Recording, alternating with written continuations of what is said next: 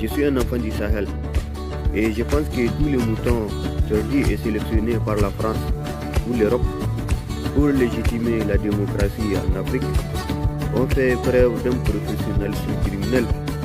d'un professionnalisme hors du commun animal, d'un professionnalisme qui a définitivement maquillé l'Union africaine, l'UEMOA et la CEDEAO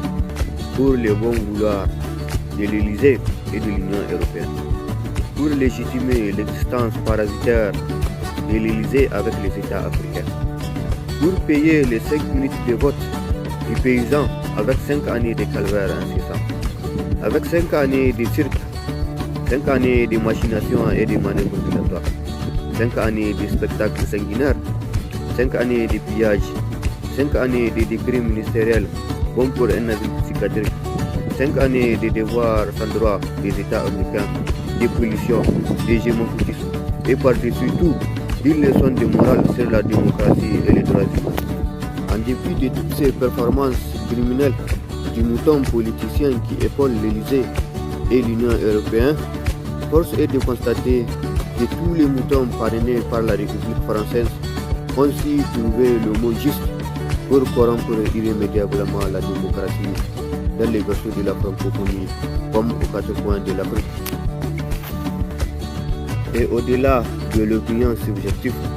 de la sorcière sanguinaire qui constitue la communauté internationale, au-delà de l'objectif d'une caméra de la télévision nationale et au-delà de la radio France internationale. Je suis un enfant du Sahel et j'ai connu énormément de moutons qui ont vanté et chanté la démocratie en Afrique, même si aujourd'hui mon beau pays